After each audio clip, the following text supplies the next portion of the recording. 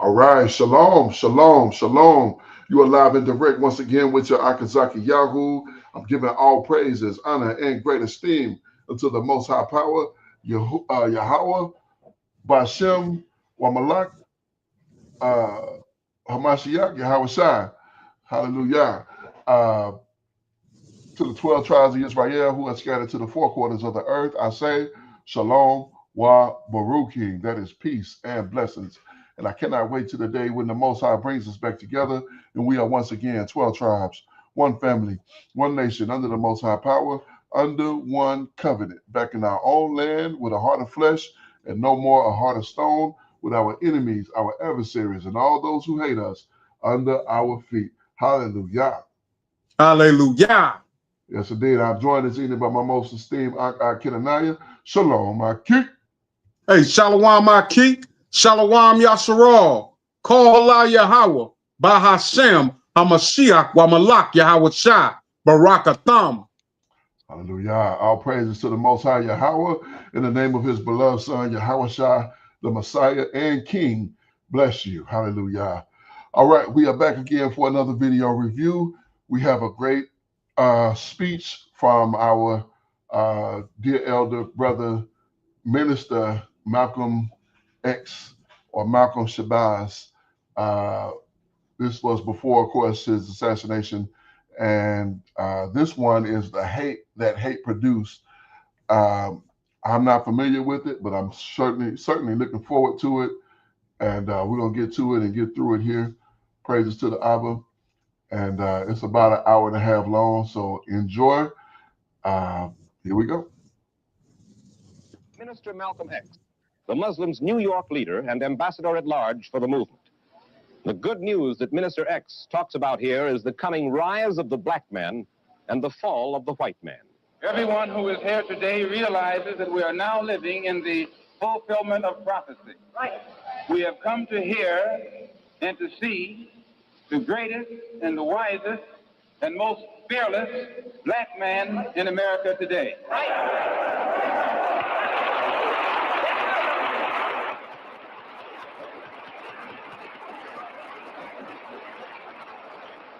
In the church, we used to sing the song, "Good news, the chariot is coming." Is that right or wrong? But what we must bear in mind, that what's good news to one person is bad news to another. While you sit here today, knowing that you have come to hear good news, you must realize in advance what's good news for you might be bad news for somebody else. Right. What's good news for the sheep might be bad news for the wolf. The good news for the black man is that he is on the verge of recapturing his position as ruler of the universe. The bad news for the white man is that his long and wicked reign will shortly be over. And following this introduction, Elijah Muhammad, leader of the Muslims, speaks. The Christian religion has failed.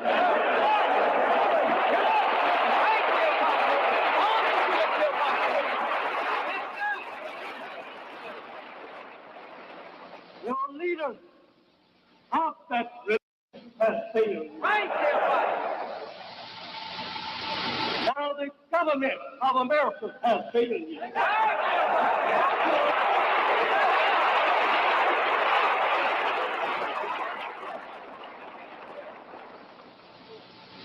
You have no justice coming from no one.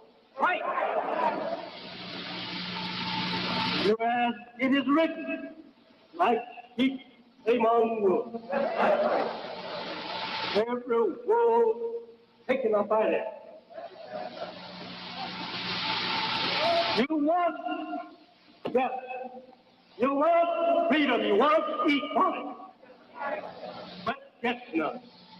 Following this speech, which lasted some 2 hours, Newsbeat reporter Louis Lomax interviewed Elijah Muhammad, the spiritual leader of the Muslims. Although you have said that the white race is doomed and that they are a race of devils, do you make any distinction? Are there any good white people? For example, suppose I were to ask you who you think is the best white man. Is there any such thing? I let the Bible answer that. He says, no, not one is good. Now, if I have understood your teachings correctly, you teach that all of the members of Islam are God, and that one among you is supreme, and that one is Allah. Now, have I understood you correctly? That's right. Now, you have on the other hand said that Allah has taught you that the devil is the white man, that the Yes. white man is a doomed race. Yes. Am I correct there, sir? Yes. Now you have said, sir, that between now and approximately 1970, there should come a reawakening A general resurrection. of the American Negro, That's right. and that the extended time for the white man may well run out, and that will come, and in terms of a war between God and the devil, this coming destruction of the white man, will there be any bloodshed involved in this, or will it be a complete mental thing? According to the teachings of the prophets of old and of God himself, there will be plenty of bloodshed. Plenty of it. Have you ever been accused, sir, of preaching hate? Yes. Do you think you are preaching hate? No. What are you preaching, sir? True. And if the truth is irritable or If I objectionable, classify it as hate, then I cannot help that. But of even more interest to New Yorkers is Malcolm X, the Muslims' New York minister. He is a remarkable man, a man who, by his own admission, was once a procurer and dope peddler. He served time for robbery in the Michigan and Massachusetts state penitentiaries. But now he's a changed man. He will not smoke or drink. He will not even eat in a restaurant that houses a tavern. He told Newsbeat that his life changed for him when the Muslim faith taught him no longer to be ashamed of being a black man. Reporter Louis Lomax asked Minister Malcolm X to further explain the Muslim teachings of Elijah Muhammad.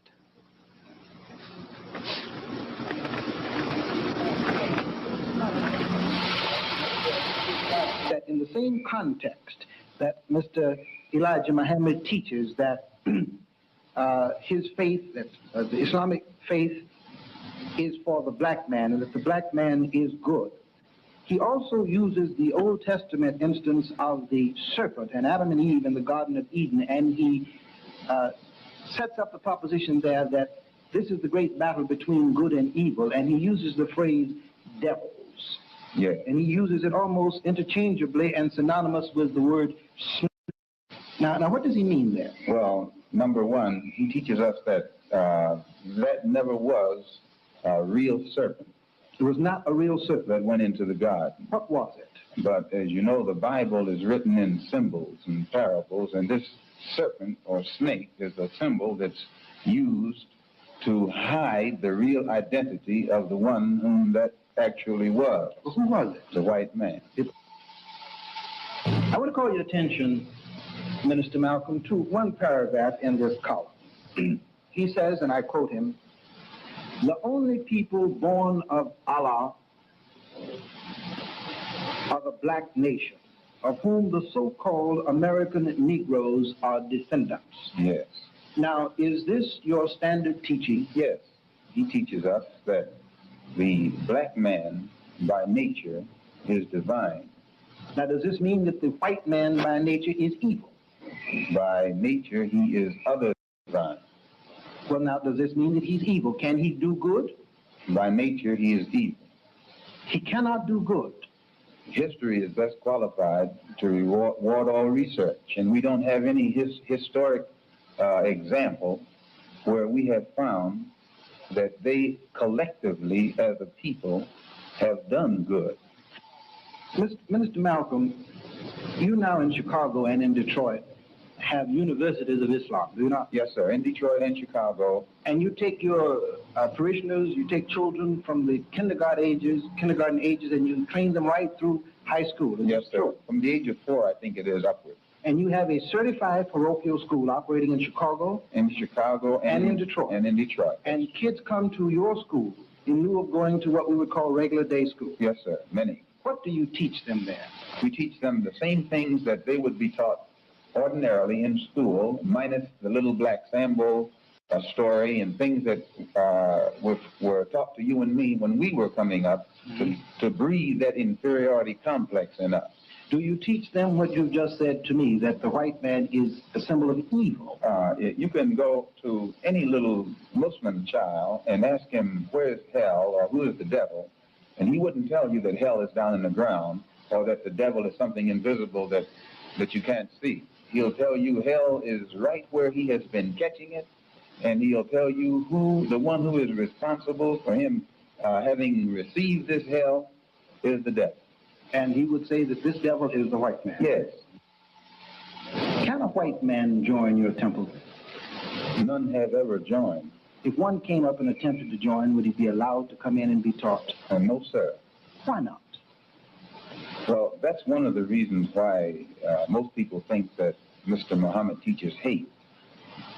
But if there is a rattlesnake in the field who has been biting your brothers and your sisters, and you go and tell them that that's a rattlesnake, and all of the harm that has ever come to them has come to them from that particular source, well, then that rattler will think that the warner is teaching hate.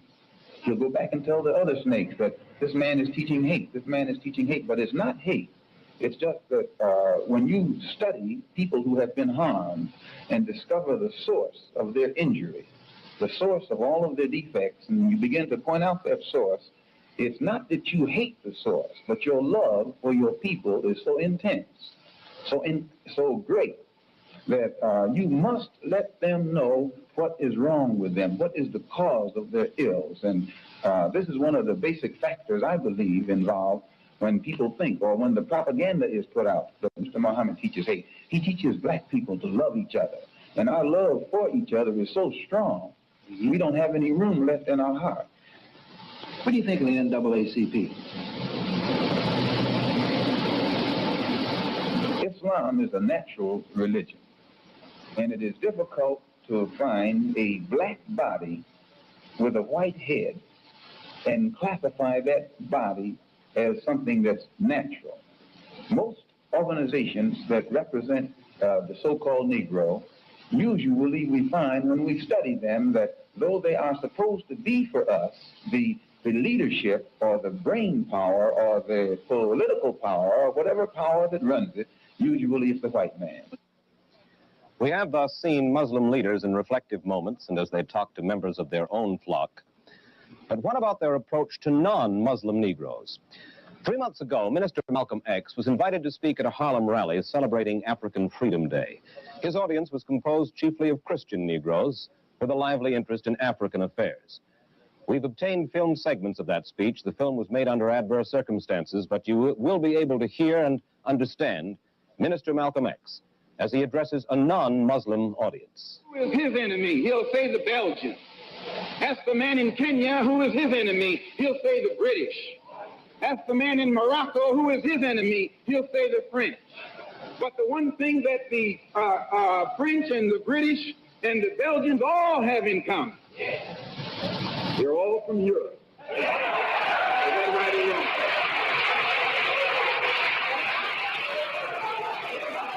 How could so few white people rule so many black people? This is the thing you should want to know. How could so few? The white man today will tell you that thousands of years ago, the black man in Africa was living in palaces. The black man in Africa was wearing silk. The black man in Africa was cooking and seasoning his food. The black man in Africa had mastered the arts and the sciences. He knew the course of the stars in the universe before the man up in Europe knew that the earth wasn't flat. Is that right or wrong? Then if the black man in Africa had reached such a high state of civilization so long ago, at a time when the people of Europe were crawling on their all fours, what happened to make these people or enable these people to come out of the cave and come down into our civilization and take it over and hitch us to the plow? What happened? How did they do it? These are the things you should want to find out before you say hooray, hooray, hooray. Is that right or wrong? This is the psychology of the Muslims. They know that the American Negro is angry because he's been cast in an inferior role. And they seek to convert him to the Muslim cause by drenching him in a doctrine of black supremacy. These then are the Muslims. These are the things they are saying, preaching, teaching their children. And they are the most powerful of the black supremacist groups. But now, let us look at another group.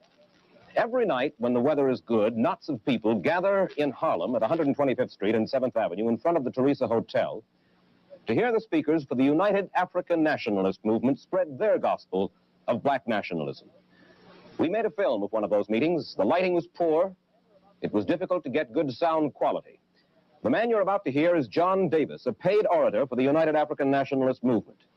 You will hear him attack white liberals, Eleanor Roosevelt, Pearl Buck, and then he'll go on to say some rather surprising things about the NAACP and its leader, Roy Wilkins. I'll tell it to you like it is. And now you got what they call so-called white liberals. That's supposed to be your friend.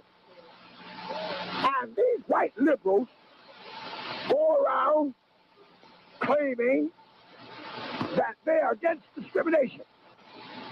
They're against lynching. They're not in favor of all the brutality. Liberals like phony Miss Roosevelt, the African white goddess. Is that right or wrong? I'll give it to you like it is. Oh, you got another one by the name of Pearl Buck. And what's this woman that wrote Imitation of Life? Sandy Heights. Ah, them phony liberals. I'll tell you like it is.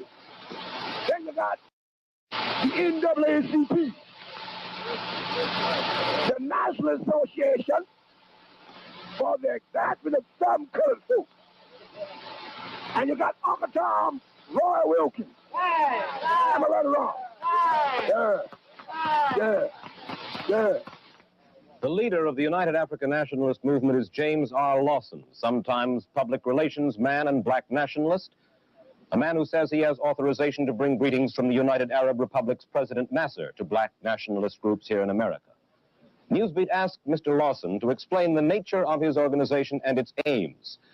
As Lawson talks with reporter Lomax, you will see the strong pro-Arab feeling that pervades the teachings of the black racists. What is the United African Nationalist Movement?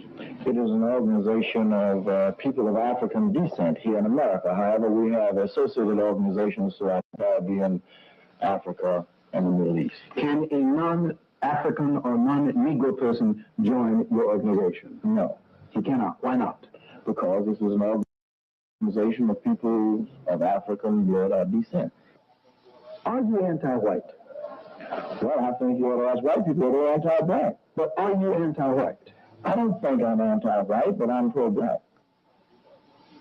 I have here the March 12, 1959 edition of the Los Angeles Herald-Dispatch, a Negro newspaper. On the front page, there's an article, the title of which says, Negro nationalist James R. Lawson, and that's you, guest of Muhammad. It has a Chicago dateline, and it goes on to say that you delivered greetings to Mr. Elijah Muhammad on the occasion of his third Founders Day in Chicago. Is this report accurate? I delivered greetings not to Mr. Muhammad, but to the convention gathered there, people and the leadership. You spoke to the gathering of the Muslim group in Chicago. That's right. Did you bring them greetings from General Nasser of Egypt? Also from President Tubman of Liberia. But you did bring them greetings from General Nasser? Sure. Did General Nasser know that you were bringing greetings from him to this group? You know that I bring greetings not only to this group, but to many groups, not only on behalf of him, but on behalf of President Tubman, sometimes on behalf of Emperor Haile Selassie. Any group of people gathered of African descent. Did General Nasser recently invite you to come to Egypt as his guest? Certainly. Are you going? I may. Have made up your mind one way or the other? I've just about made up my mind. I'm not ready to announce it, though. But you have made up your mind? Oh, yeah. Do you think that Nasser is the leader in Africa? in that part of Africa, yes. There are many leaders in Africa. Are you eager to help NASA? I'm eager to help anybody that will help in bringing about the freedom of Africa. You are on once having said that you didn't ask NASA to help you, that you wanted to help NASA. That is true. I want to help not only NASA, but What I do you want to help NASA do? free Africa. From what? Colonialism, white domination. Do you favor integration? No. Do you favor the NAACP? No. Do you think Roy Wilkins is a good leader of his people? Roy Wilkins is not the leader. Arthur Spingarn is the leader. And what is Arthur Spingarn? He's an honest Jew. Mr. Lawson, were you present at the meeting when Dr. Ralph Bunche of the United Nations got up to introduce Prime Minister Nkrumah? Sure I was. Don't you remember you ran up to me asking a question? I was with my family, my wife and 2 children. But as I recall the incident, Dr. Bunche was roundly booed when he stood up. Is that correct? That is true. Mr. Lawson, who booed Ralph Bunche and why? I think the people booed him. That's what it looked like to me. Do you know any of the people who... Sure. Do you know why they booed him? I don't know exactly why, but I have a hunch. What's your hunch, sir? My hunch is that the black people, those of African descent in this country, consider Ralph Bunche a kind of George Washington of Israel, the man who made 1 million people that are closely related to them homeless and hasn't done a cockeyed thing for the black man. Now, you say the black people believe that. Do you, James R. Lawson, believe that Ralph Bunche is the George Washington of Israel? Well, I know he is. So speaks James Lawson, president of the United African Nationalist Movement. One of the rallying cries of these black extremists is the alleged failure of Christianity. They call it a doctrine of enslavement.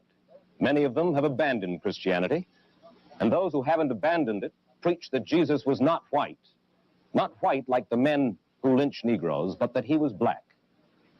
We'll be back to continue the hate that hate produced with the treatment of the black racists' attitudes towards Christianity in just a moment after these commercial messages. And now back to our story.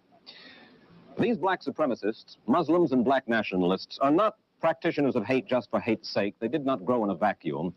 Rather, theirs is the hate that hate has produced. The hate that some Negroes are returning for the hate most American Negroes have received for the past 300 years. The burden of being a black man in America has proved more than some of them can bear. And so now they are fighting back with the same weapons that were used to subjugate them. They're finding it, some of them, increasingly difficult to identify with America. They've lost faith in the honesty of American law enforcement agencies when it comes to protecting their individual rights. Many of them have abandoned Christianity and have named it a dogma of enslavement. Even those who have not abandoned it are preaching that Jesus was not white, like the men who lynch and discriminate against Negroes, but that he was a black man. James Lawson shows the black supremacists' concept of Jesus. And notice how much the Jesus in the painting and James Lawson resemble one another. Mr. Lawson, in conjunction with your remarks that the Negro needs a black God, or at least some image he can identify with, I wonder if you'd tell me what this picture is and what it's all about. Well, we don't mean a black God. We know that God is spirit. But this is a painting of the concept of an artist of Jesus in the Garden of Gethsemane. And, Solomon himself said, "Look not upon me because I am black and comely." And someone else was quoted, I think, in Revelation, where it says, his hair is like a lamb's wool and his feet like polished brass. Therefore, we feel that we're on sound ground when we refer to Jesus as possibly being a black man. After all, Jesus was of the tribe of Judea. The American Negro has never quite forgotten that he became a slave and a Christian at the same time. For a good many of them, this is something they feel deeply but don't often talk about. But for the Muslims and the black nationalists, the alleged failure of Christianity is an obsession. And they talk bitterly of this alleged failure to power their cause. Listen to John Davis, paid orator for the United African Nationalist Movement, as he sets the theme. He begins by talking of a sleeping child. And then he talks of Mac Parker, the Negro who was lynched recently in Mississippi, and he calls for an end to the brainwashing imposed by the Christian religion. You are still a sleeping giant.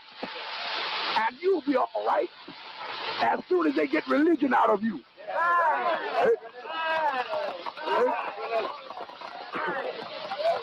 When they take this religion out of you and brainwash you about this Jesus and this hereafter, you'll be all right.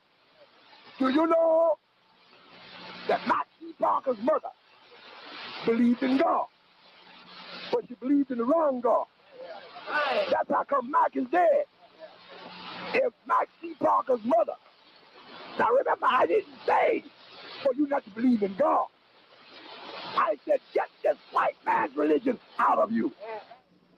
But it is Elijah Muhammad, spiritual leader of the white-hating Muslims, who make the bitterest attacks on Christianity. And it might be well to point out again here that traditional Muslims fervently disavow Elijah Muhammad's homegrown brand of Islam. The Orthodox Muslim is quick to affirm that there is no hate in his religion, and that man of whatever color or nationality is welcome in his faith. That is a white man's religion.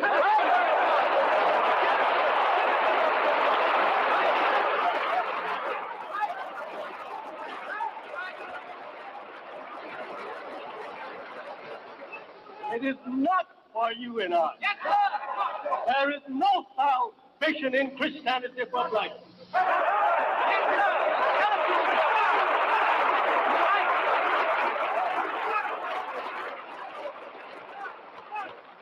It has failed to give you justice. Regardless to your preachers and your church pleading to the government for justice, you get none. Regardless to your prayers to the Father and the Son, you get no justice. All right, dear Father, give it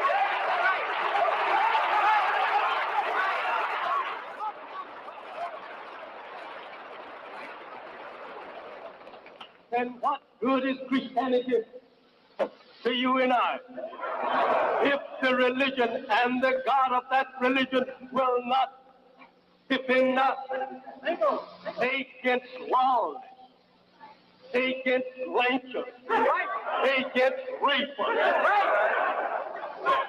will be a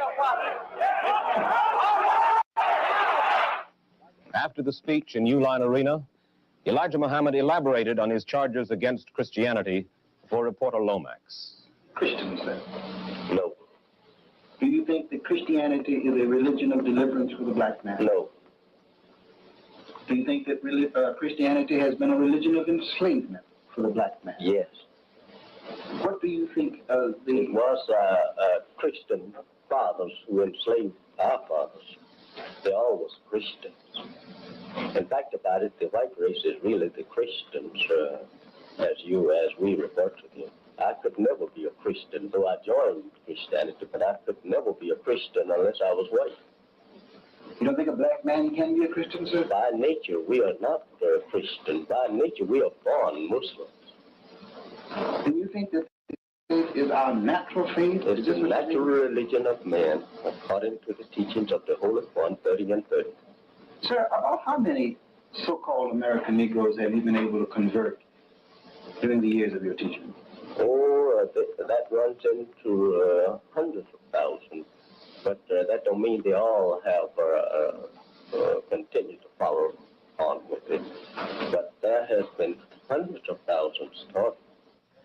Thus, the story is told, a small but growing segment of the American Negro population has learned to hate before the Christian white man could learn to love.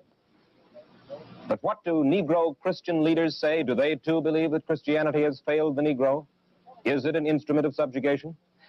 Reporter Lomax put these questions to the Reverend Adam Clayton Powell, pastor of the world's largest Protestant congregation. Do you believe that Christianity, and since you are a Protestant, I will put it in that context, do you believe that Protestantism has been the Negro's friend? Do you think that it has functioned as a religion of deliverance for Negroes, or has it been guilty of dragging its feet, so to speak, on this question? Well, again, I'd like to say that the words of Jesus weren't aimed at Protestants only. They're aimed at all people, Protestants and Catholics, who believed in Christianity. So I would therefore like to answer your question against that background. I believe that Christianity in the United States has been dragging its feet.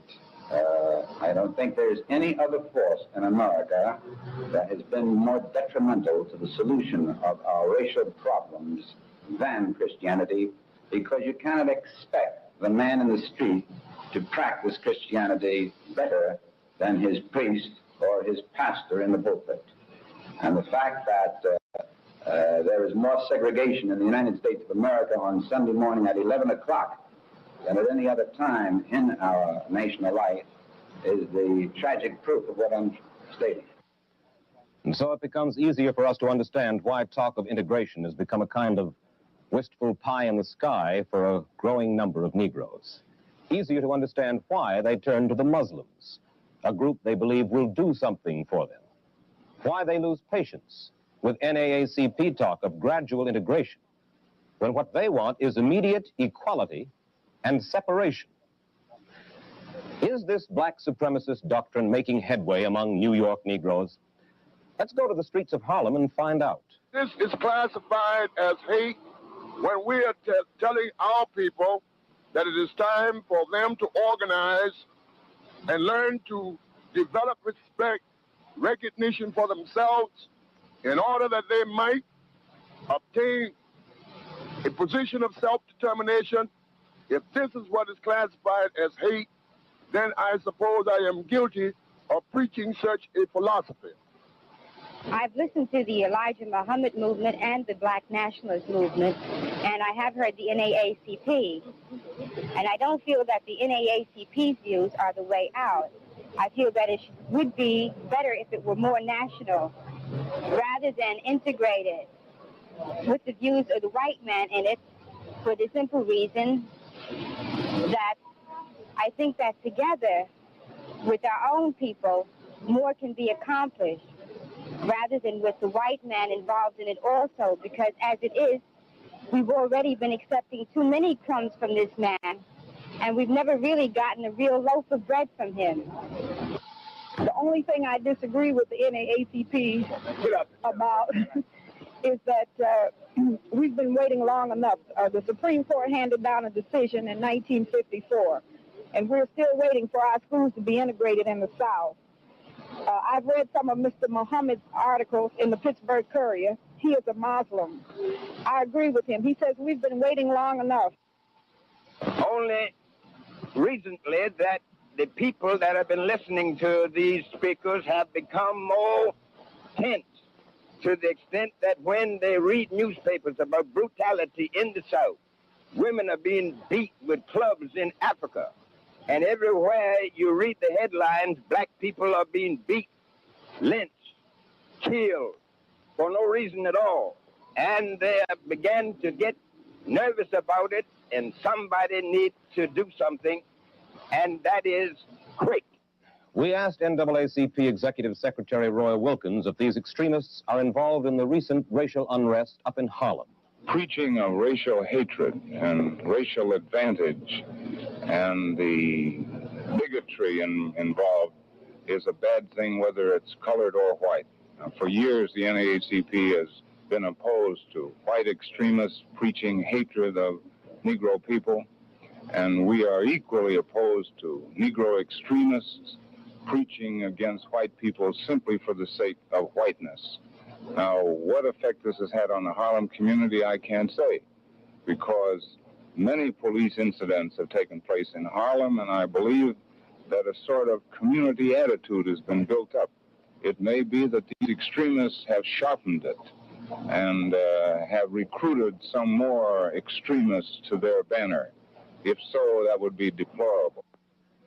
Then we tried to find out what is the political impact, the political strength of these black supremacists. And this is what we discovered. Their influence far outruns their numbers. They're vocal. They get out on the streets and stir up sentiment. During political campaigns, they choose candidates, and their street corner speakers weave political campaigning in and out of their black supremacist teachings. Reporter Lomax asked James Lawson, president of the United African Nationalist Movement, to what extent his group supported such politicians as Congressman Adam Clayton Powell and Manhattan Borough President Jack. Participate in the politics of Harlem. Oh, sure. Do you support candidates actively? Very seldom. But on some occasions you do support candidates. When we feel that the issues are great enough. Well, I think perhaps Adam Clayton Powell is the best known politician in Harlem. Have you supported Adam Clayton Powell? In the last election. You did support him in the last election? Yes. Did you actively support him on the streets? Yeah. What does Adam Powell think of you?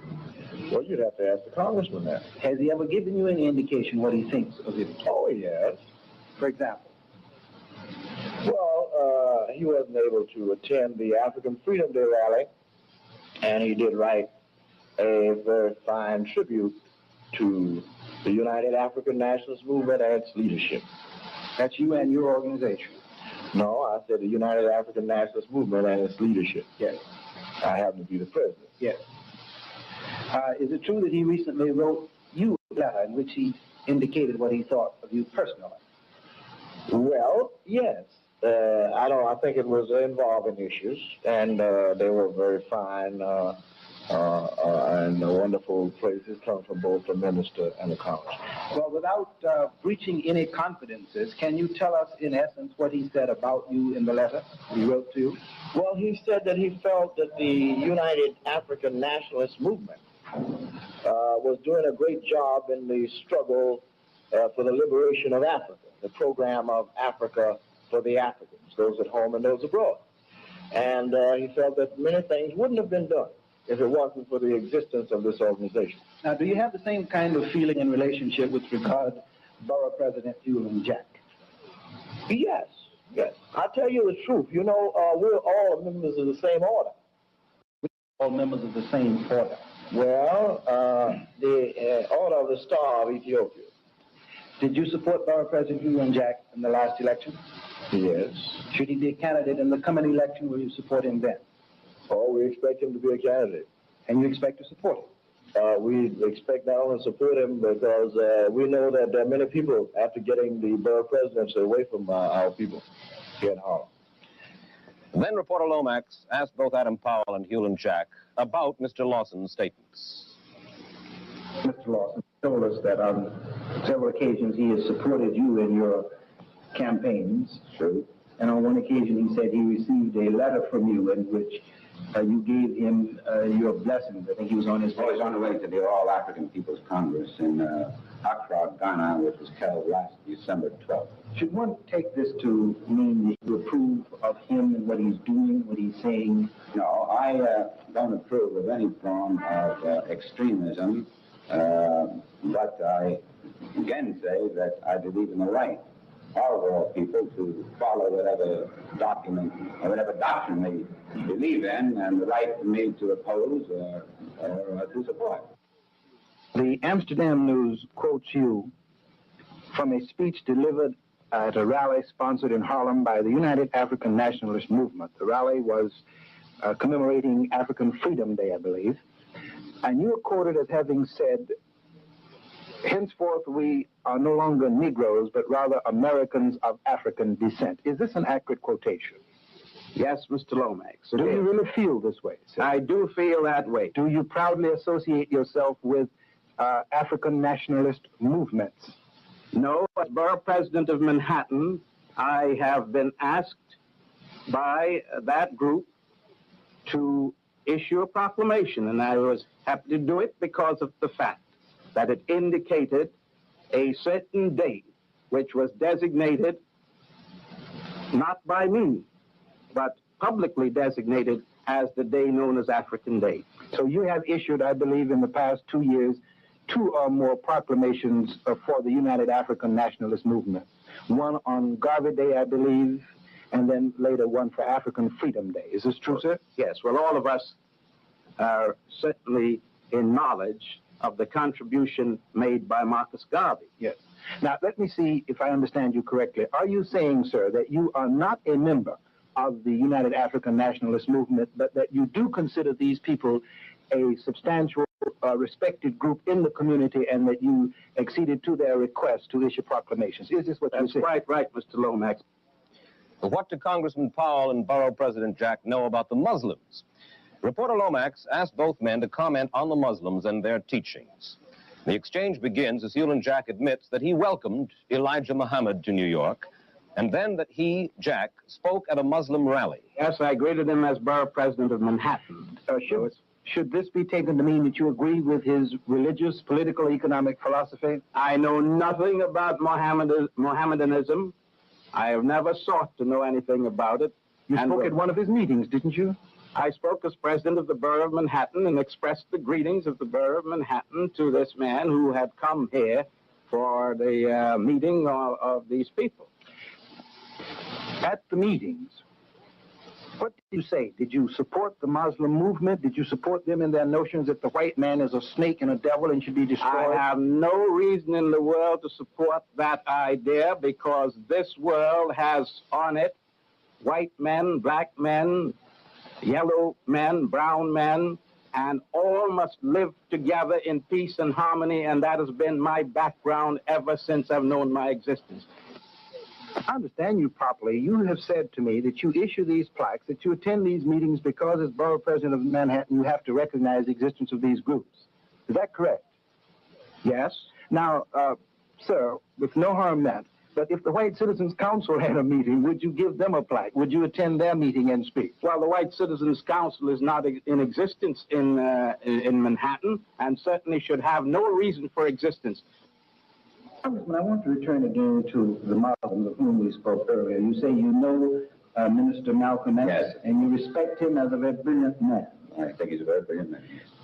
They teach, and he said it to this reporter, among other things, that the proper interpretation of the incident in the Garden of Eden is that Adam and Eve were black men and that the serpent was a white man who came in and, to say the least, brought on disquietude, and that the white man is not a devil, but the devil, a snake of the grafter type, and must be destroyed.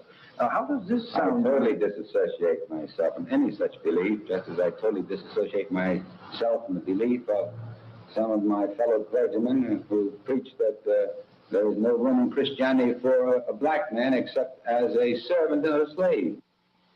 But Congressman, in all 20th century seriousness, would it disturb you if the reverse took place, if a white group had such a school and they were teaching their children that Negroes were snakes and devils and should be destroyed? In all seriousness, sir, wouldn't that disturb you? Oh, it disturbs me that he preaches that kind of doctrine of hate, because I don't know of any religion that has in it a principle of hatred. There are various degrees of love, but not any degrees of hate. The man called brilliant at the beginning of that colloquy by Adam Powell, the man who preached a vesper service in Adam Powell's church, this man, Malcolm X, is, as we said, by his own admission, a former dope peddler and procurer, an ex-convict who served time in Michigan and Massachusetts prisons.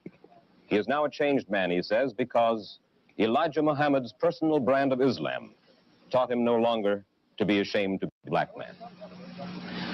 So it becomes evident that responsible leaders of the Negro community are fully aware of the activities and the teachings of the black supremacists. Now we ask, in what measure has the white man earned the hate of these extremists? To what extent does Christianity deserve to be called by these groups the religion of enslavement? To place this aspect of our story in perspective, Newsbeat visited Dr. Anna Arnold Hedgeman. When the ideal of integration was just a timid dream for the Negro, Ann Hedgeman was executive director of the National Committee for a Permanent FEPC. She has served with distinction as administrative aide to the Federal Security Administration of Oscar Ewing and to New York's Mayor Robert Wagner. Dr. Hedgeman lives among her fellow Negroes. She knows their problems. Newsbeat reporter Lou Lomax asks Dr. Hedgeman her opinion of the creed of black supremacy. Dr. Hedgeman, how long have you lived in Harlem? About 30 years. Then you are thoroughly familiar with the goings-on in the Harlem community.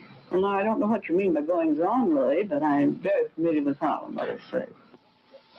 Now, Dr. Hedgeman, let's get down to brass tacks, so to speak. What would be your reaction if a white group held a rally at 42nd and Broadway and said the kinds of things about Negroes that these street corner orators are saying about whites and Jews? First of all, I would be opposed to it no matter who did it. I want that on the record. However, The situations are not analogous. Why aren't they analogous? For the very simple reason that America has bottled up the Negro in such fashion that what he pours out is his complete reaction to frustration on the one hand and his objection to much of the unintelligent way in which he has been handled as an American. But now, pardon me, but aren't you saying this, that previous condition of servitude or state of persecution justifies the preaching of race hate, whereas the absence of this historical business does not justify it? No, I did not say it's justified. I said this is the reason. But is it right?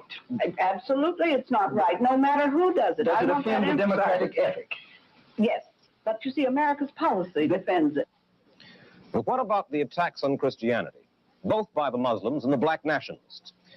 Reporter Lomax learned that Dr. Hedgeman herself, in a recent speech, had commented on the color of Jesus' skin. During a recent speech before a group of graduate nurses, I believe, you said, and I hope I quote you correctly, God may not be black. Not God. But he certainly isn't white. Is that a direct quote? We're talking about Jesus, actually. Yes. What is your quote on that? My quote is that Jesus may not have been black, but he certainly was not white. Is it important? Very important. Why? I think maybe some of us like to say as Christians that there's no picture of Jesus in the Bible because everybody then could claim him. And you see, you claim when pressure has been put upon you to claim things in terms of color, as it has in this country. You want a piece of this guy who was a terrific prophet. And to have a piece of him, so to speak, a little like you, yes. Physically? Just a little, yes, because America... Not in terms of mind or spirit or belief? Physically, too, because America has made this important, you see. We've made this important everywhere. One goes down the streets in Bombay and sees the models, not brown Indian girls, but Anglo-Saxon girls, because the British then were in control. Well, now, when you say that this color factor should emerge, isn't this, in a sense, a return to tribalisms? America is about at the tribalistic stage, yes. You really believe this? Yes, color-wise, on this issue of color, yes. America, I don't know why white people are so absolutely wound up on this business, but it has to be white. If you could manage it, you ought to be white with blue eyes and blonde hair. So we learn that a growing segment of the Negro population is losing faith in the American dream. They reject the designation of Negro. They consider themselves rather Americans of African descent. And reporter Lomax asks Dr. Hedgeman to explain why. Speaking of these forces, these groups in Harlem are now preaching something of a nationalist gospel. They are saying that the American Negro should, in a sense, identify himself with Africa. How do you feel about this? I feel, again, this is the temper of the world today. Everybody is looking for something which belongs to him. And this is the thing that the American Negro looks for. He wanted it to be America because he's the most American of any group here. Why doesn't he identify with America? America has never permitted, thou shalt not this, thou shalt not that, reserved for whites only. Remember? You should ask me this question. Well, do you feel that the American Negro is an African? Of course he's part African. But isn't he part something else? Oh, he's many other things. He actually, you know, is he's the real American. Then why, he's some of everything. Then why isolate Africa to identify with? Why not identify with some other source of one's culture? Because the largest portion of him is African. And there you have it. Tragic and irrefutable evidence that a small but growing segment of the American Negro population is giving ear to a flagrant doctrine of black supremacy. I think that we stated our basic convictions about the matter when we entitled this program, The Hate That Hate Produced. Even so, it is still hate, organized hate. Before asking our panel what can be done about the rising tide of black supremacy movements, I'd like to talk for a minute with my colleague Lou Lomax, who did the research and the interviews for this story. Lou, you've written for such magazines as The New Leader, The Nation, Pageant. As a staff writer for the Chicago American, you covered the school integration disputes in Clinton, Tennessee, and Sturgis Clay, Kentucky, Little Rock. How would you compare this assignment with others that you've been on? Mike, this one was a little rough. Whenever you are covering a story that involves the emotions of people, there's always an element of danger. This is the first time I think my color has ever been in my favor rather than against me, but on the whole, I would say that this assignment was a little rough. Rough in what sense, Lou? Well, let me give you a couple of instances. The night we did the piece on the Harlem street corner where you heard Mr. Davis and the phony liberals bit, I had with me the camera crew and Dan Meenan and Sandy Goodman of our staff. All of them are white. We were, in a sense, menaced. They were called bad names. I was called a dirty, no-good nigger who brought the people up to spy, this kind of thing. A crowd gathered, and we were a little bit apprehensive. In Washington, for the Muslim rally, I was all right. The camera crew, again, was white. They were in a little bit of danger, and one or two times the cameraman wandered away from the camera, and some of the Muslims came up to me and said, "You are responsible for these white men, and we don't want them running around loose. You better go with them wherever they're going." As you see it, Lou, why is it that some Negroes, these Negroes we've been talking about tonight, have returned hate for hate, while others have not? Well, I think one of the reasons is that the Christian notion of turning the other cheek has stuck. This is one reason why the Muslims must undo Christianity, so to speak, if they are to succeed. And then recent advancements in race relations, from the integrationist point of view, these advancements have justified the sober-minded Negro's faith. Then there is this, Mike. We Negroes have invested quite a bit in America. It's not my fault that we're here. It's not your fault as a white man that the race problem exists. America was born with a race problem. And we've helped to eliminate it. Our backs have borne a great deal of the burden. And the general feeling is that America is on the upbeat, that we're going up, that our country is getting better. And I see no point in turning our backs upon America now.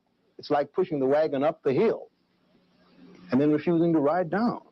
And I think this is the attitude of most Negroes. I hope so, anyway. Thank you, Lou, and we'll be back with you in just a moment. Well, there is our story and our reporter's comment on it. But the ultimate burden of all of this rests on the New York community, Negro and white. And we have asked 5 members of that community to join Mr. Lomax and me to discuss the implications of this story. And we'll begin that discussion in just a couple of minutes after these commercial messages.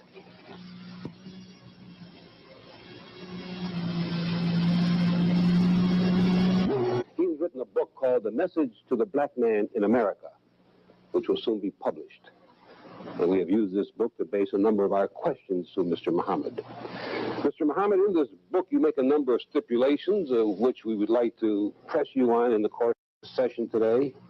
One, you call for the separation of the Negro into a separate state, either in this United States or made possible by the United States. 2, you say that war between the whites and the blacks is inevitable. Yes. I'm very glad to answer these questions, Mr. Kopp, to you and to the world. They are most essential that we should give the world the answer to such questions. I have been preaching and teaching the answers to these questions for many years. I give thanks first, Mr. Kopp, to God, who came in the person of Master Fard Muhammad around 34 years ago now to me. And all that I have and been teaching, it is from him. And it is very easy for us to recognize the visit of this mighty one according to the time. If we have the knowledge of the time that we are living in, we can accept and respect this mighty visitor in this part of the world to fulfill that which was written of him, that he will come. And now he has come, and he has given out his purpose and his aims, as it also is written in the Bible and Quran. And therefore, I have nothing of myself in this answer. It is all from him.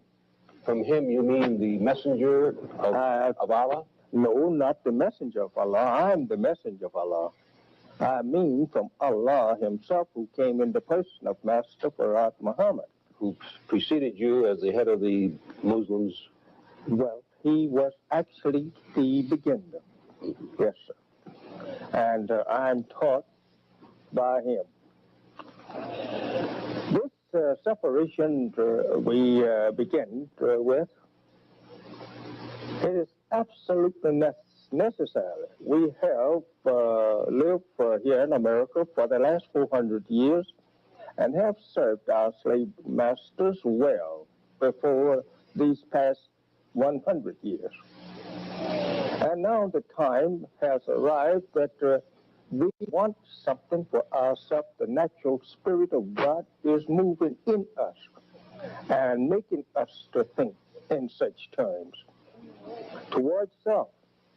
And the doing for self is now getting into the very life of the black man in America. We want to go for self. We want to be ourselves. This is aroused in us by God himself. And to oppose it means nothing but death to either side. If we oppose it, it's death for us. If others oppose it, it's death to them. But even your own people oppose it, Mr. Muhammad, if I may interject a thought here. Most of the civil rights leaders with whom I know you disagree, Dr. Martin Luther King, Whitney Young, and Roy Wilkins, and James Foreman, and James Farmer, and any number of others, all believe in integration, getting along with the whites and moving into the same society. This is all due to their lack of knowledge of the time and what should be done in such time. They don't know that this is their time, that they should be separated, that they should go for themselves. This is what I'm trying to teach them. Teach them that this is the time that they should go for themselves. But is it not, would you disagree that it is the ambition and the goal of most Negroes in this country to become Americans in every meaning of that word, to participate in our society, to be responsible, legitimate, honest citizens? Isn't that the goal of the overwhelming number of Negroes in this country? It may be their goal, Mr. Cup, because that they don't even know, as I just said, that this is the time that they should be going for self. And lack of knowledge of the time, the lack of knowledge of self. The American so-called Negro, especially the leading class, do not actually know themselves. Excuse my voice as I'm a little look like trying to be a little hoarse this morning. But however, I may clear it up later. America's so-called Negro, as you know, have been kept in the dark of the truth of self and kind for now 400 years. And the only one to break forth this truth, it is God himself, as it is written. And Bible, Ezekiel, and prophesied by Jesus, that the dead must rise, mentally dead. So our so-called leadership is as dumb as those they are leading to this knowledge. Therefore, they hopes that they could have a place somewhere in the life of the white man of America and in his country and government. They seek that place. Not that they seek some portion of the country, right here. They seek only recognition of the white man as being a citizen of America and being his equal. This is the wrong thing to be seeking. Since we now have served our prophetic term of slavery here in America, and now we have a taste of education of our slave masters and their children. We don't go now to the colleges and universities of the white man looking for degrees to go back to him then for a job, to work, live with him, or some bread in the bread line. Well, what is wrong with that ambition, Mr. Muhammad? It seems to be working out in growing numbers. A subject, a servant all the time. He's not getting an equal place with his master. by seeking a job. The only thing that he should seek now, since he admits that he's free, and he is free, he's not no more a servitor slave. He's free. The growing number of Negroes who have achieved prominence in all the fields of this country, economic, the social life, the arts, indicates that there is tremendous progress being made, and the growing middle class of the Negro is tremendous today, with a tremendous purchasing power. Mr. Cutt, but the progress is only being made to the position or status of a more prominent servant, and not a servant that is equal with his master and owning. Such thing is placed on this earth that he can call his own like his master. Then you say that people like the Dr. Ralph Bunches and any number of other Negroes who have achieved fame and fortune are still servants in this community? His fame and fortune is not his. That's the white man. He have achieved fame and fortune for the white man, not for his black man. All that the prominent, I would say, politicians, teachers, and clergy, all has worked forward to the help of the white man to achieve fame for him and his race, but not for themselves and their race. Let me take you to another area, Mr. Muhammad. Our government is spending millions of dollars in various programs, mostly aimed at uplifting the Negro for better education, better job opportunity, a better share of this society. Now, isn't that a worthy commentary on the white man's role? If the slave man is rich and richer, he can do better by his servant, his slave. But the slave is now, as I say, stands at the crossroads. He can go for himself. And why not the master teach him how to go for himself and provide him with the necessary means to go for himself, and not say, keep petting him around his door with a better suit of clothes. Let's assume, Mr. Muhammad, that your separation policy comes into effect. You will ask the United States to give you a state large enough to take care of all the Negroes in this land. That would be about 1/5 of the territory. Well, it's about 22 or more million. And then you would ask the United States for 25 or 30 years, according to your book, The Message to the Black Man, to help operate this for 25 or 30 years. Not 30. 25. 20 or 25. And also to give you a land that's fertile and rich in minerals so that the Negro can thrive from the earth. Yes, sir. A justifiable living. Yes, sir. How would you bring an economic system? How would you get the people to start a new state? How would we get them to start? I'm asking you for the start. You want the government to start the state for you, to build all the buildings and give you the educational system, and give you the business. We believe that you are obligated to start us off in such state, according to your own civilization, or set up for your own civilization. The means that you have to set your own race up as an independent race here today, not what you had 400 or 500 years ago, but what you have today. Let me pause for just a moment, Mr. Muhammad. We still have to interrupt for commercials on this program. Pause for a moment and be right back with the Honorable Elijah Muhammad. Mr. Muhammad, while we're talking about this very unique proposition of yours as expressed in the Message to the Black Man, and of course in all your philosophy, it's interesting to note that Abraham Lincoln once proposed or thought that all Negroes, perhaps for their own best interest, should be moved to a separate state. And Garvey, a great leader of the Negroes many, many years ago, proposed that the Negroes have their own state. He was never too successful. And if I remember correctly, the communists in the early 30s, at the height of the Depression, urged that the Negroes be given their own state in an effort to capitalize on their following, I presume. None of these ever came to fruition or were ever successful or ever interested too many Negroes. How do you figure that you today can get Negroes to leave this country of theirs and go elsewhere? Well, I will not have any power to do, don't have any power, to do any more than those teachers that preceded me on the same subject. I myself don't have any power of myself to bring about such change. But God is with me to bring it about. And the time is with me. How has your God, Allah, manifested himself in this presentation?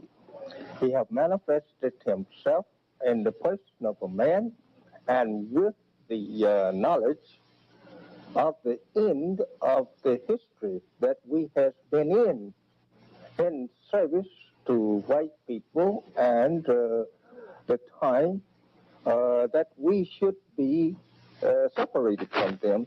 This knowledge was given by him. And he is the one that is backing it up. It is not me. I don't want you to look at me as nothing but a messenger. That's all I am, just a messenger to tell you what someone said to me. This that I have said to you concerning the separation, it is not say contrary to prophecy. The sayings of the prophets concerning a separation of the slave and his master. It is not contrary. But where I come in at there of asking you if you would like to do something for yourself and admitting this justice from yourself, as this is nothing but justice, to give the slave something to go with if you have freedom. That America has never done for us. Our parents was never given anything to grow yourself. Now, the time have come that God himself will intervene to separate the so-called Negro or the lost members of their people, the black nation of the earth, from their once slave masters. This is the time, according to the prophetic sayings and writings of prophets, that we must be separated. I just want to ask you one question along the separation theory before we move on. There are approximately 22 million Negroes in the United States. There's an estimated 100,000 members of these who belong to your sect. Now, how can you expect 100,000 to dominate 22 million who don't feel the same way that you do? Oh, Mr. Cup, the number doesn't mean anything. We have history dating back that just less people did that. Even the people that dominated in the world today, your own race, they was not started with even 100,000. Only 59,000 was used to make your own world. It don't make any difference about the number. It's only the one that believing in the honest about accomplishing the aim and the purpose. If you had your choice of territory in this country, what would you select? Well, I'm not saying this. I have said time and again. I will not say, well, I would like to have a room in your house. Whoever you are willing to give me a room there. Mr. Muhammad, in your book, you also say that war between the non-whites and the whites is inevitable. If you will permit me, Mr. Cup, I would like to go back here to this separation again. All right. We often has been misunderstood on this. We know that the prophesied says that we should be returned or will be returned to our own. But I have said here in this book, and almost weekly I'm saying something about it, that if America wants to ease their troubles, as this is the trouble that she is confronted with, it is way. I don't care what someone might say or may say about the problem, but the problem of America, it is her slave. And the solution has been given. And this is just only a little twist of the solution that I am presenting to America today. That instead of all of this, I would say, mistreating the poor man, crying out today for more justice and better justice, better recognition, Put him over here in some place. You have a house big enough to do so. Put him over here someplace to himself. Regardless to what he says, you know the truth. You know that he should be somewhere to himself, because you will never agree to all that he demands you of. You cannot do so unless you want to become a subject slave yourself, or that you want to get in the same status that your slave is in, to yield to all of his demands. That is trying to respect the one slave as your equal. You can't do that and keep your respect in the world of civilized nation. But you can, I should say, stop trying to force the ideal in the slave that he is as good, he is as honored, he is as much as the master. This cannot be accepted as truth, even from the master. Would you By deny? given, if you will just permit me, I will give you a chance then. By giving him a chance to sit in the house with you and talk with you and your family, or even marry your sons and daughters, that's not yet making him your equal. Or to prepare in your laboratories jobs for him, factories, build factories to give him a job, keep him at work. That is not making him your equal yet. He's still unequal. And it's a real ignorant thing to say he's my equal because I give him social status with me. This is bad on the white man's part, even to offer his slave integration in marriage, intermarriage. It only makes him worse in the eyes of the world, and his intelligence is now has been, I would say, lost, and his decency of his society is lost, even by just offering the slave such opportunity. But if he would go and offer his slave a place over here to himself, say, boy, you have allowed me to use this slave. Boy, you have been the good old plowboy for me. Now I'm going to let you plow for yourself. Here's a mule, here's a plow. I will furnish you plow tools until that you're able to pay for them or make them yourself. You don't think that the white man really thinks of the Negro as boy anymore? That I this said era that has allow passed me so to many use years the word, ago? but he still calls them boys in many parts of the country. You still refuse to acknowledge, though, that the tremendous progress of any number of Negroes in all the arts, in all the political world, in all the sports world, in the entertainment world, in education, these people are not the equal of the whites with their tremendous success? Well, if he has made progress in the way of civilization for the white man, or in the civilization of the white man, well, why object then to him doing this for himself? Let him make a way now for himself. But don't you feel, Mr. Muhammad, that this success is generated among the Negro youth who look up to these people as idols, and they themselves take a place in the society as successful people, inspired by their own people who have made successes? Until he learned the truth. When he learned the truth of himself and of those who that he's worshiping, then he will go for himself, as I have this spirit to go for myself. I don't want to be a slave for you. I don't want you to use me as a servant. I want to be my independent self. I want some of this earth for my people like you. You came here and taken it by the knowledge and power of your own fathers from the Indian, and you made a great country out of it. Then you goes back to my country and brings us here to serve you as slave, free labor. For 300 years we did that for you, willingly or unwillingly. We did so, and our fathers. Now for 100 years, you say we are free. And 100 years we are not free.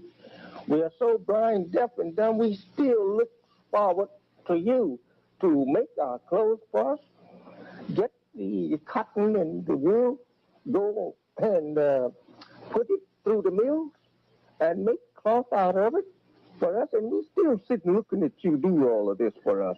Mr. Muhammad, if you'll pardon me, I must say that your interpretation of the Negro is far different than mine. You sound more like Governor Wallace when you say the Negro is deaf, dumb, and blind. You don't want to be linked with Governor Wallace as one of the No, I outstanding say that because God himself said it. It's written in the Bible and Quran. Wallace didn't write this. No, but he announces and enunciates the same principle that you're enunciating. Well, the Negro is dumb. Well, not he's saying what God in the Bible say. The Bible said that we are blind and dumb and even dead. Well, many people certainly will disagree with anything that the Wallace they disagree with God and the prophets then. Only in your Bible, not in any other Bible. It's in your Bible. That the Negro is dumb and I blind. got mine from you. We'll have to pause for a moment, Mr. Muhammad, for a message, and we'll be right back. Mr. Muhammad, I know you want to say a few more words on separation before we go into Sir, Mr. Cup, sir, I'm very anxious to finish what we started with on the separation. It is very nice and good for America to prepare educationally her slave that she once had in servitude. The education that we have acquired from white America, it helps us to begin to for self anywhere on this earth that we may prefer to go or stay. If we are to stay here with you, we must stay in a separate part of America with you. And the education is still accepted. We need all the education, I must stop and say that we can, of good education, to help us to go for self. And as far as our reaction to what we have acquired in the way of education, it doesn't mean that we should now be satisfied to remain with you just because that we have now acquired more respect of self in the way of education and can do more better service for you than we have in the past. The thing of it is, since we have acquired enough to make a step out of the house of bondage where that our fathers was enslaved or put in bondage, we should now go, and you should help us to go and provide the necessary means for us to continue going in the way of self. This would also give you a great and a good name. The slave master sent his slave off with the provision to keep going for himself. We need modern tools now. We don't need to apply our new. We need a tractor. And we need the land, certainly, that will provide a living and the necessity of life otherwise, such as buildings and other machineries. We want that we can go into as you have went into it and pull out of her treasures the necessary means for us to build a nation for ourselves. But is this consistent, Mr. Muhammad, with your position? You were saying about the Negro doing things for himself. Then you say the government must turn around and give him all this territory and operate it for him for 20 years. We think the government is obligated. We have given her 400 years. And now we want to go for ourselves. How are we to get started for ourselves if the slave master is not willing to provide the means for us to go free for ourselves? In your position on separation, did you feel that the Supreme Court made a mistake in 1954 when it ruled that segregation must end in the public school systems? No, I don't say the government made a mistake by saying that the kind of segregation that we have lived under should be terminated. I don't think she made any mistake there. But I do think the government is making a mistake now to try to hinder us from being separated. Since we have already lived under segregation for the past centuries. Now we would like to be separated and live over here to ourselves, since we cannot get along with you in peace. Let me take you into another area that we discussed at the opening of the show, Mr. Muhammad. That is your prediction in the book, The Message to the Black Man, that the whites and the non-whites inevitably must come to a war. Do you really feel that there must be a war between the races? If you will not submit to the law of justice, freedom, justice, and equality, and submit to do good. Second, this is the time that good confronts us to rule the people, and not evil. Your history teaches us that you have always warred. In Europe, there was once a 100-year war, 30-year war, and they have continued a war history of your race ever since you had civilization. But it isn't only the white man, Mr. Muhammad. Every man, white, red, yellow, has always engaged in war just as much as the white man. History never gave us any knowledge of a war between the brown, yellow, black races before you.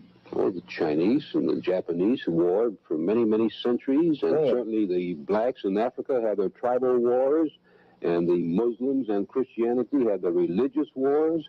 I mean, war has been a part of man ever since. And in your sphere of ruling the people since 6,000 years, you will mention what happens in the period of 6,000 years. Well, you are the boss there. You started there. You maintain that the white man, according to this book, has been on this earth only 6,000 years. Only and that the 6,000. black man was here many, many years, centuries before. We don't have no record. But the anthropological facts may differ with you, but this is, of course, according to your religion, right? It depends on the man who does the analyzation of this past history of our people, bones and rocks and whatnot. Your statement of inevitable war is so reminiscent of what Red China has been saying, that the yellow race and with the colored race will fight the white race, that it's a little frightening that you would be on the same beam, the same line of reasoning with him. We cannot move ourselves if we are there by God himself. In the beginning, we are there, and you are there. In the very beginning, we cannot change nothing, and I'm not asking no one to accept any change that I would try and make, because... All right. Well, this was quite different than what I thought it was going to be. I thought this was a Malcolm X speech, and no, it was not. It was something completely different. Yes. So, surprise, surprise. I guess I should have pre-watched it and saw what was on it before I broadcasted it. And that's okay. That's okay. Some interesting information still went out on this particular documentary. I guess it really was. So I thought was interesting was a lot of some of the talking points we have in common. So they get a lot of information that they use from the scriptures, where we get the information that we use. So we have those points in common. When he said at the beginning, where he talked about a lot of the issues that are facing our people, and then the liberation that we know is coming. That's exactly what we're waiting for. We're waiting for our liberation. We're waiting for our rightful placement, and we're waiting for the judgment of the nations. And we know that that's coming, and there's no getting around that. I can't change that. I wouldn't want to. It was not my place to change it, because the Most High said it, so that's what it is. It's not up to me. It's up to him. and I'm his vessel. He's not mine. I didn't come up with him. He came up with me. So, hallelujah. Interesting information. Interesting. I was under the impression that this was going to be an actual speech, but some of it, we had some various talking points, and ended it here with Elijah Muhammad. If you want to watch the rest of it, feel free. I stopped it at 127:28. Link is in the description box. By all means, feel free to watch and learn. I do want to disclaim, of course, we are not Muslims. We are not Muslims, and I do not in any way support Nation of Islam or any other Muslim group. We are also not Christians in the common sense of the term. We are actually the authentic Christians, as in we follow the Messiah. We are followers of the way. That's the Christian that we would be. So if there were actual Christians in the earth, it would be us, because we follow the teachings of the Messiah, Hamashiach, and the way that he presented to the people. We keep those ways.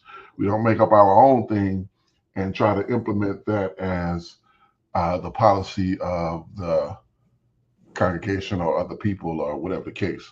So, I will go ahead and end there. Go ahead, Aki. I'm good. Yeah, Khan, I was under the impression that the name of the speech was, the hate that hate produced. I was thinking that this was a title that brother, Elder Malcolm had, coined, but this was actually a title of a little mini series that they did back in the summer of 1959. A 5-day special. They began it on July 13th, which was the second day of the week, and then it ended. The 5-day ended on a Yom Shishi on the 17th. So what we have going on in 1959. This is 4 to 5 years after integration, with Brown versus Board of Education. So you had different people, promoting separate ideas, and this just happened to be, how the mass media tried to portray, our elders here as something negative for wanting to be separated. You were accurate. We have a lot of the same talking points that they did, 70 years ago.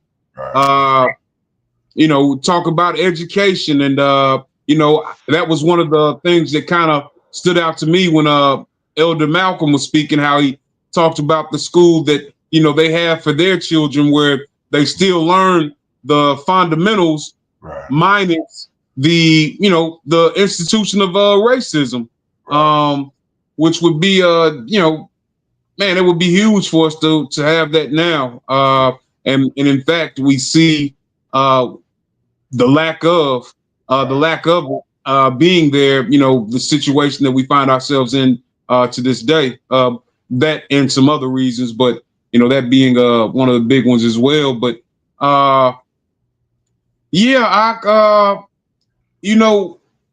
we heard the elder Elijah Muhammad, speak about. He talked about the truth.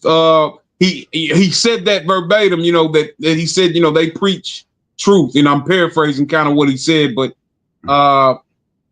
and then what because I had never heard him say this, but he mentioned us returning to a land. Now he didn't, specify where that was going to be, but judging on how he answered other questions, with biblical answers, we would have to, come to the conclusion that, he was a believer, in a lot of aspects, Wow. Okay. I didn't even pick up on that. That must have went right over my head. Yeah, he said that. He said that. He said that. We will be returned. And this. is a lot of the rhetoric that and I don't know, maybe rhetoric is a poor choice of words, because when I think of rhetoric, I think of something that a politician or somebody is pushing that is perhaps not true or not beneficial. But what he had to say, we hear elders say, and we say it as well, being returned and also recompense. He spoke about that as well. So it appears that he had a good understanding of the scripture, which I don't know, I guess I should have assumed that, but it's wild out, because you get into the Nation of Islam, their ideology, and it's not really what this. I mean, it's not what the scriptures say. No ands, buts about it.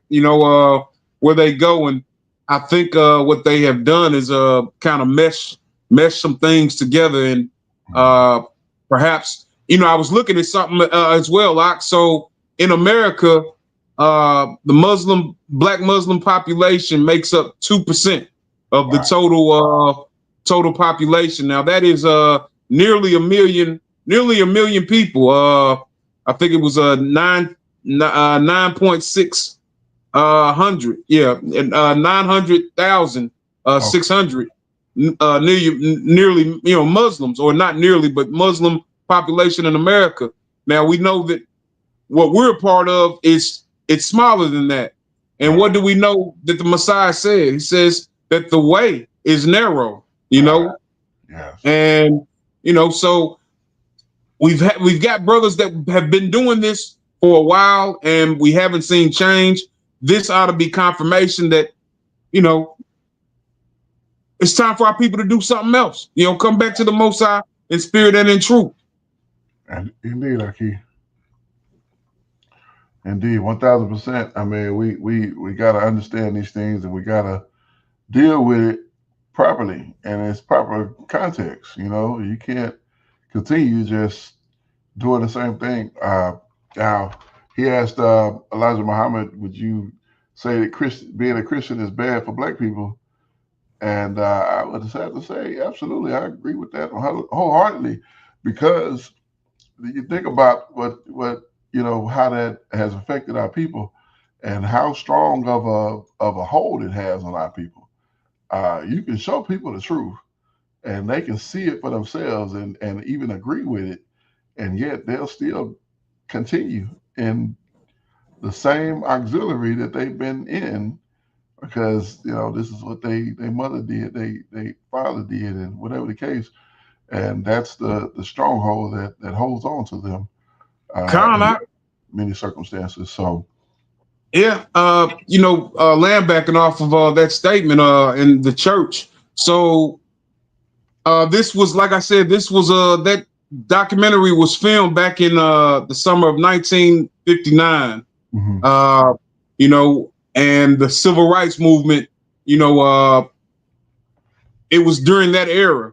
So things started picking up, and what you had happen, a lot of our people, continue to gravitate, like you said, towards that institution of Christianity and Roman Catholicism in a lot of ways, because they didn't want to be a part of what these elders had to say. It's almost as if our people had the same problem that we did in antiquity with trying to get aid from other nations rather than coming together and doing what the Most High had thus spoke and told us to do.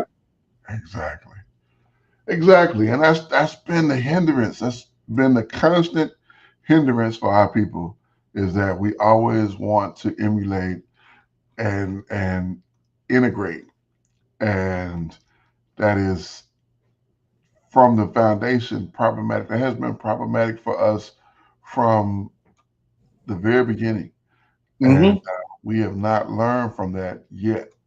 It's wild. It's wild. We a few months ago we were covering the Book of Maccabees. And how, a lot of our people that were in the land at that time wanted to integrate into, and did, integrate into Greek culture and forgot their responsibilities and to minister unto the into the Most High and their priestly order. And thousands of years later, we find ourselves in a similar situation where we continue to desire to want to be a part of, and it has been our own hindrance, like you said, Akif. Indeed, Ak, no doubt. Well, again, interesting information. I mean, even though this wasn't what we really expected, you can get something out of everything, really, truthfully. It's something to be learned. It's something to be had in most any situation. But I'm thankful that the Maba allowed us to get into this, and we were able to pick up some things from it. We'll go ahead and close this on out. It's 8:40 on the east. I want to say the East Coast, but not the coast, but in the Eastern time zone. We're gonna go ahead and close out with the book of Romans, chapter number 10 and verse number 1. Why do we do this? We do this because, brethren, my heart's desire and prayer to the Father, to Ha'abba, for Israel is that they might be saved. So we want to see our people saved. That's not why we're bringing out Elijah Muhammad and things of that nature. I was under the impression that this was a Malcolm X speech, and that's what I was expecting to see. But nevertheless, again, we were able to glean something from it. How are we going to get our people saved? How are we going to see our people saved? Well, first of all, we got to keep the belief in the Messiah, Hamashiach. And secondly, Ecclesiastes chapter 12 and verse 13, let us hear the conclusion of the whole matter. Fear the Most High and keep his commandments, for this is the whole duty of man. It is so very important to understand that in the conclusion of the whole matter, we are to fear the Most High and keep his commandments, for this is the whole duty of man. At the end of the day, when it is all said and done, all the dust is settled, all the smoke is cleared, we will be judged on whether we have feared the Most High and kept his commandments. Why? Because this is the whole duty of man. I am your Akazaki Yahu, joined by my most esteemed Akinanaya, giving all praises, honor, and great esteem unto the Most High Power, Yahweh, Bashem, Hamashiach, Wamalak, Yahweh Shai, and to the 12 tribes of Israel who are scattered to the four quarters of the earth, I say, Shalom wa Baruchim, that is peace and blessings. And I cannot wait to the day when the Most High brings us back together and we are once again 12 tribes, one family, one nation, under the Most High Power, under one covenant, back in our own land with a heart of flesh and no more a heart of stone, with our enemies, our adversaries, and all who hate us under our feet. Until that day come, shalom, family. Shalom, Mr. Picard. All praises to the Most High. Praise Abba Yah. Kwam Yasha'Allah. Kwam Yasha'Allah. Hallelujah. Kwam Yasha'Allah. Kwam Yasha'Allah. Rise, Israel. Barak Hashem Yahweh.